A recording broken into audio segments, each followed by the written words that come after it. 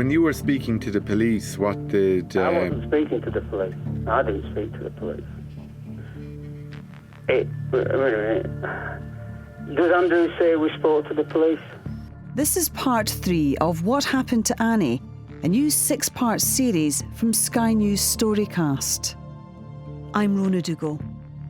Previously, in part 2, it's emerged that the Scottish police never interviewed the second witness from the beach, Doug Parker. But you don't recall getting any phone call from the police? No. I definitely did not talk to any police.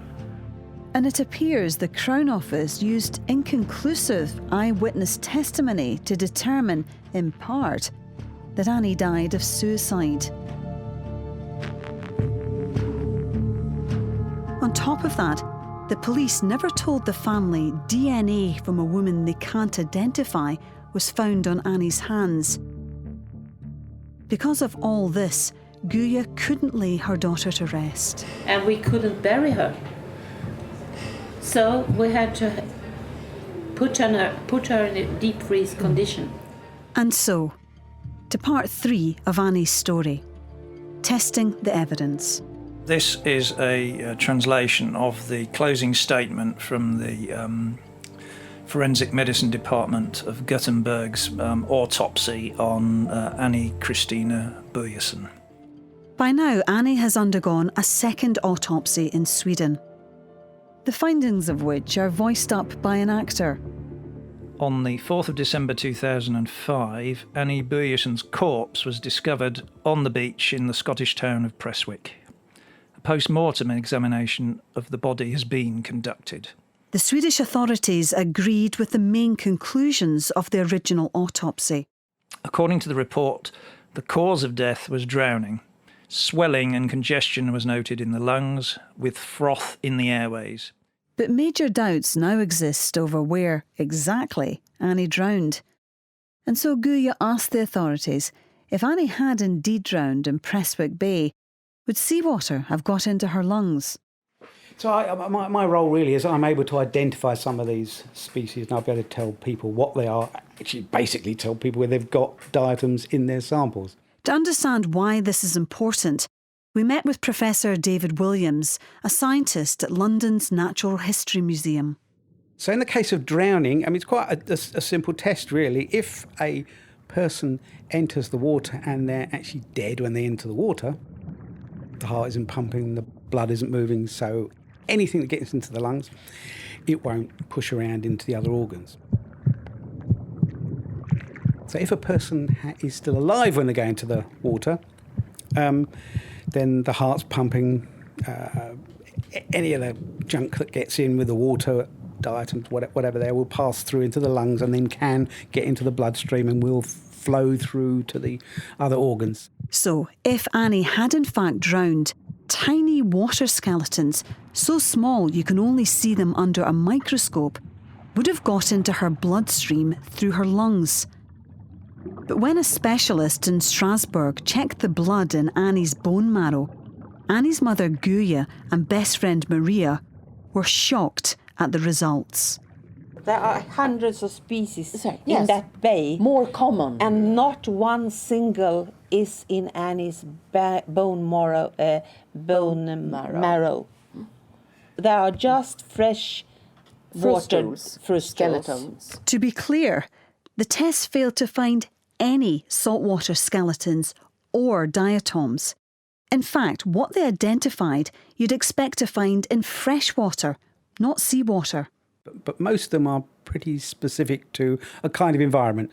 So you rarely expect to get marine diatoms in freshwater and freshwater in marine and so on. And if she drowned there, where are all these skeletons from saltwater? Live.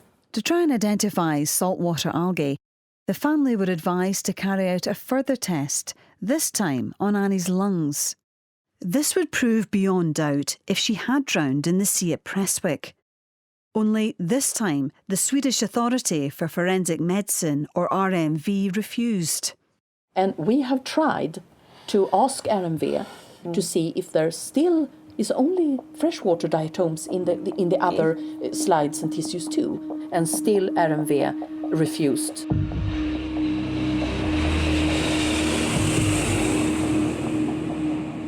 It now felt like a pattern was emerging. Every time the family felt like they were on the cusp of a breakthrough, they'd get knocked back. And Guya found herself returning to Prestwick in a desperate attempt to find new information. In 2014, when Guya appeared on Red Ice Productions, she recounted how she tried to recreate her daughter's last moments. At least according to the theory, Annie walked into the sea and kept walking until she got into deep water and eventually drowned. To get into deep water, when the tide is out, you have to walk out about 300 yards to get into deep water. Right. We have been speaking to locals. I can tell you that they do not even use ordinary boats there because it's so flat, so they can only use boats without any, I don't know what you call that under the boat. A keel. Yeah, keel. Yeah. They can't use that kind of boat there because it's so flat. Right. So you have to walk very, very long out to be able to get into deep water. Guya explained that after some minutes of walking, she realised that the water wasn't even up to her waist, and it was so cold she had to turn back. Having stood on the beach in Prestwick in the middle of winter, the idea Annie walked out into the sea was just as difficult for us to imagine. To try and get a better insight of how this might have played out, we asked our marine expert, Professor Stuart Cunningham. Around this area here where we are now, I'm stood with you just off Maryborough Road with our back to the town. To our left is the sailing club, and we're looking out towards the Mulhern and the Isle of Arran and the strand of Prestwick Beach. It's high tide, but say 200 metres out at low tide at that time of the day, would you have to walk far to get into deep water? Well, I'm just looking exactly at the chart now here, and the 10-metre line is about half a mile offshore, so it's let's say 1,000. So to get to 10 metres water depth, which is rather deep, is about 1,000 metres offshore. So, I mean, she would have been at the water's edge, and then it deepens, but fairly gently. But I mean, a minute of walking, you'd be out your depth. It's not completely flat out there in the bay. It is a very shallow bay, though. So a minute, yeah. I mean, some of my colleagues were surmising in the office that you might have to walk for, or wade was the word I guess people were using, wade for a period of time through deep, cold water. But you reckon within about a minute you would be out of your depth? Well, not out your depth, but very quickly you'd be at knee level. I mean, knee level is deep. I mean, if you lay down in cold water, knee level deep, I mean, you'd still have the same cold water effect on your body as if you went out into deeper water. Was Annie so determined to kill herself that she'd put herself through all of this? Annie's best friend, Maria Janssen. Why would anyone travel from Edinburgh to Prestwick, where you have a very shallow beach, to walk out in the water that is very, very shallow, holding your bag and your jacket, and being a very strong swimmer and very sporty and athletic? I don't think suicide in water performs that way. In Annie's death, the alternative to suicide is either a tragic accident or murder. Now, Guya started to take seriously the idea that someone might have followed her daughter to the beach. She asked the police for any CCTV footage they had of Annie. They refused. So she staged a sit-down protest in Kilmarnock Police Station. It's on the disc, but it's only in shadow form. This is when Greg Russell, a journalist with the Herald newspaper in Glasgow, heard about the case. My initial impression was they seem to have something here. There's something in this. And the more Guya pressed for answers, the more interested Greg Russell would become. And the more I dug into it and spoke to different people, the more I believed that they had something. I think I had to talk to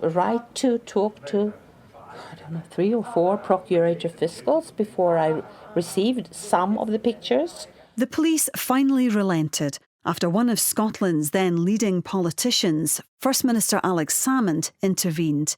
But Guya couldn't make sense of the images. But they were without any date or time. And then when I asked for more and more pictures, and we asked for the time and date, and we got them.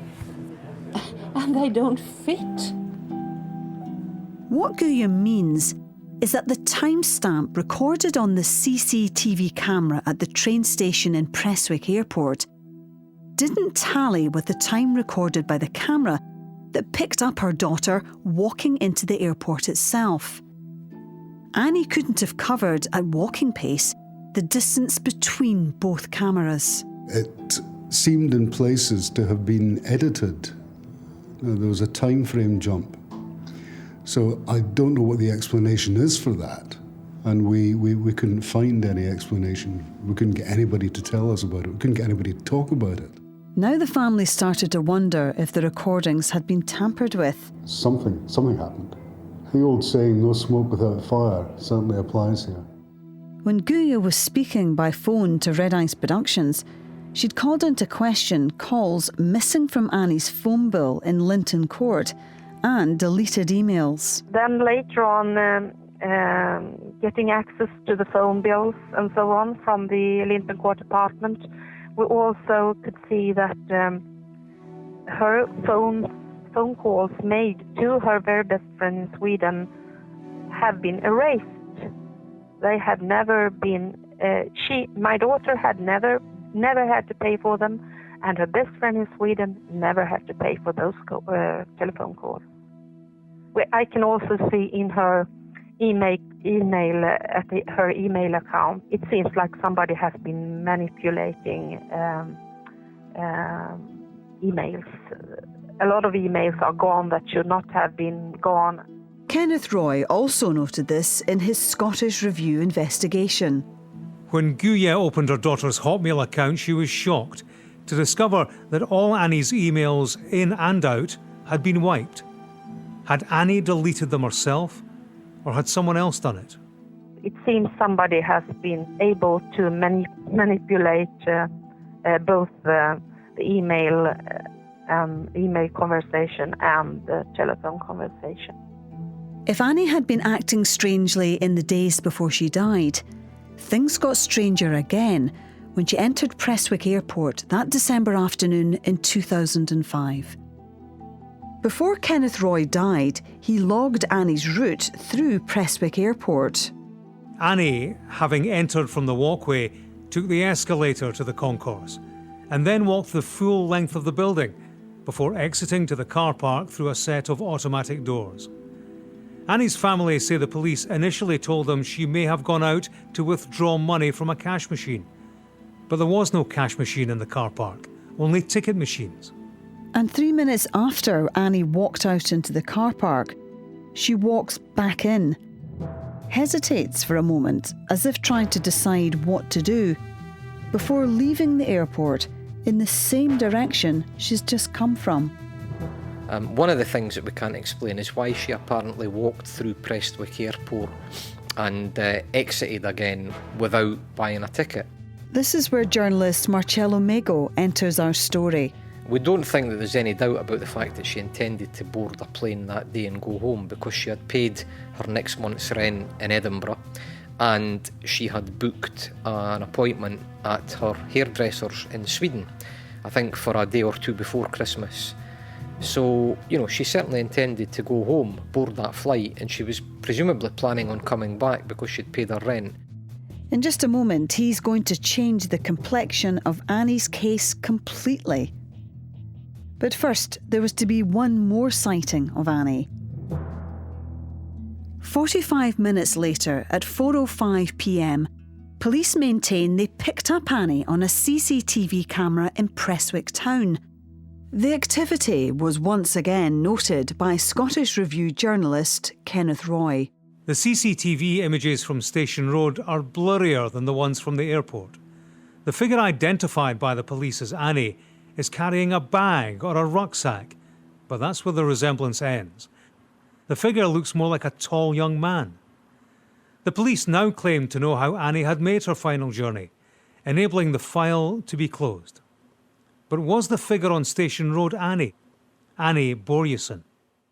But far from giving a sense of closure, this sequence of CCTV images has become the subject of great speculation because of this man, journalist Marcella Mego, who's responsible for revealing the case's murkiest link. Disclosures coming out of Britain involving the secret U.S. program to fly alleged terrorists to foreign countries. It's called rendition. And Foreign Secretary... A link that connects Annie with a dark secret harboured by Prestwick Airport in 2005. Our international security correspondent... Because in 2005, Prestwick was a key location in a $1 billion US government fight against terrorism. This involved alleged terrorists being flown by the US intelligence agency, the CIA, from Europe and the Middle East, through the airport, to notorious sites like Guantanamo Bay. These so-called rendition flights have always been denied by the US and the UK. But what's all this got to do with Annie Christina Börjesson from Sweden? Well, Marcello discovered that Annie shared some striking traits with a respected US journalist known for exposing the secrets of organisations like the CIA. We know that there were rendition flights that went through Prestwick, and I think that we know that it was going on at that time. But I haven't seen any evidence, and I'm not aware that anyone else has seen any evidence that actually links what happened to Annie with that activity and with the journalist who happens to share the same surname, Christina Börjesson. And yeah, her name was Christina Börjesson, and my daughter's name was Annie Christina Börjesson. Not only did the journalist share Annie's surname, she shared Annie's middle name. It was just a rumour that we overheard when being in Scotland. So it was a conspiracy theory, I think. There's a lot of things surrounding that, but we have no idea if it's related to Annie. Could this conspiracy theory of a woman who shared the same name as Annie, but who was actively investigating the CIA, could that be more than a conspiracy theory? Could Annie Börjesson have been killed in a case of mistaken identity? And that's where part 4 of this story will take us. If you remember taking a flight in or out of Prestwick Airport on Saturday, December the 3rd, 2005, and you noticed anything unusual, something that didn't quite fit or struck you as strange, then please email us storycast@sky.uk.